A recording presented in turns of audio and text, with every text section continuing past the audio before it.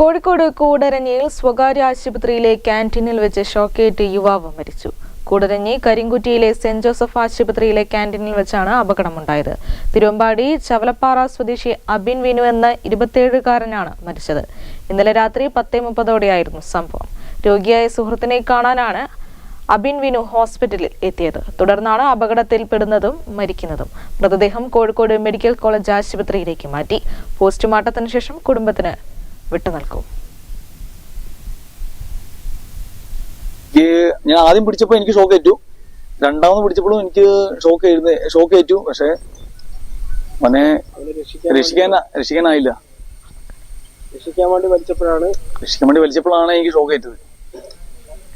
എന്നാലും അവന്റെ ജീവൻ രക്ഷിക്കാൻ എനിക്ക് കഴിഞ്ഞില്ല.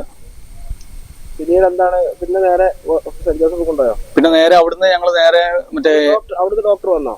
അവിടുത്തെ ഡോക്ടർ വന്നു.